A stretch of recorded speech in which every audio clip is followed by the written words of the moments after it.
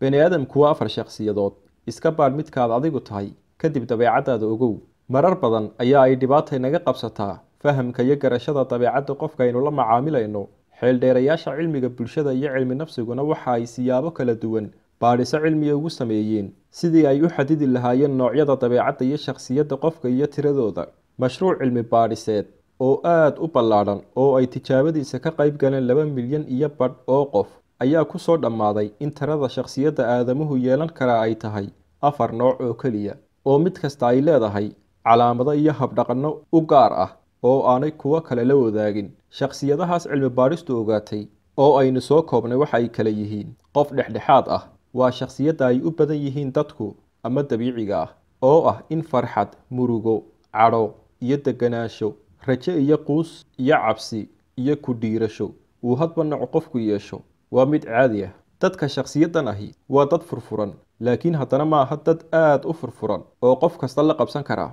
urursan ama gooni socod waa shakhsiyad xasiloon marka dhinaca dareenka laga hadlayo, laakiin ma laha furfurnaan, sida oo kale ma laha cadho iyo kulayl badan. dadka shakhsiyadda gooni socodka leh waxaa lagu yaqaanaa in ay yihiin dad isu dheeli tiran, aadna u adeegsada caqliga, oo ay gaadho in tallaabo kasta iyo wax kasta oo loo sheego aanay qaadan ilaa maskaxdooda ay ku qanacdo.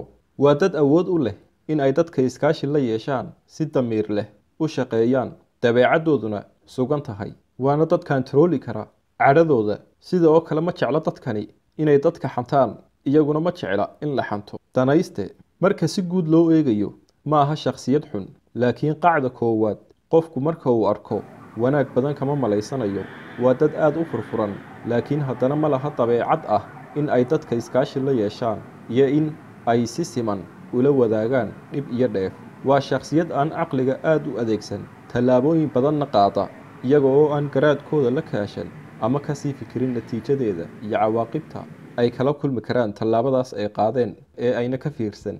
lagu hirte waxaa laga yaabaa in qof kasta uu gaarkiisa isku weydiiyo sida ugu fiican ee uu ku noqon karo ruux dadku ku soo hirtaan. cilmi baadhis dhowaan la sameeyey ayaa muujisa in qofka lagu hirtaha ahi uu yahay qof leh karti iyo xirfad hogaamineed oo awood badan, waana qof awoodi kara in dhammaan xaaladaha kala duwan uu ku wajaho qaab deganaan ah, xitaa haddii uu cadho badan qabo ama ka xun yahay sida ay wax u dhaceen. waa qof xallin kara, waa qof dhibaato kasta oo ka hor timaada xallin kara. waa dad howlkar ah oo shaqada u dadaal badan, dadkuna u furfuran, mana jecla in ugu yaraan hal qof uu ka dareemo in yaroo xumaan ah. dabeecadaha dadku waa ay badan yihiin. daawadayaasha sharafta leh ee ku xidhan janalka Kabtan Cabdi, sidoo kale waxaan jeclaystay in aan idinla wadaago 12 qodob oo iyaguna ka mid ah dabeecadaha dadka, wayna ka duwan yihiin 4tan aynu hore uga soo hadalnay. 12 qodob waxaad ku garan kartaa qof kasta iyo dabeecadiisa, kuwaasoo ay diyaariyeen dadka ku xeel dheer cilmiga aqoonta maskaxda ee psychology amaba cilmi nafsiga. haddaba daawade, iska dhex baadh midkee tahay amaba dadka aad garanaysa ee asxaabtaada waa dabeecadii bay leeyihiin. haddii qofku hurdo badan seexdo ama hurdo badan yahay oo uu yahay qof iska hurda, waa qof murugo badan. haddii qofku hadal yar yahay balse hadalka uu dedejiyo, waa qof sir badan haya.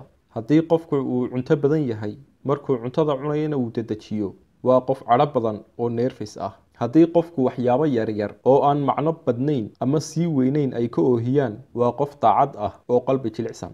haddii qofku ka cadhoodo waxyaabo yaryar ama aan sii weynayn, wuxuu u baahan yahay jacayl ama kalgacal, waana qof kalsoonida ay ku yar tahay. haddii qofku wax kasta oo la weydiiyo si adag oo qallafsan uu uga jawaabo, isdifaacuna ku badan yahay, waxa haya cuqdad nafsi iyo kalsooni darro. haddii qofka markuu faraxsan yahay aan hadalka joojin karin, farxaddiisana xuduud u yeelayn, qof kastana jecel inuu la wadaago, islamarkaasna isna qaban karin, markuu murugaysan yahayna aanu erey odhan karin ama aanu kelmad soo rogan karin, waa qof aan naftiisa kantarooli karin. waa dadka Soomaalidu u taqaano qof fudud. keli ahaanshuhu wuxuu qofka ku kalifaa ama sababaa inuu maydhashada jidhka waqti dheer ku qaato, wax badanna uu hurdo, aadna u fikiro. waana qof maskax badan qofka dabeecaddan leh. haddii qof marka la ammaano farxa, marka wax laga sheegana cadhooda, waa qof wax kasta laga fushan karo, loona isticmaali karo khalad iyo sax, si fududna loo bedeli karo mowqifkiisa, mabdi'iisuna aanu waxba ku dhisnayn. waana qof garaadkiisa hooseeyo. Qofka sheekadiisa muranku ku badan yahay waa qayb ka mid ah garasho gaabnaanta iyo aqli yaraanta. Waa qof aan jeclayn inuu wax kororsado.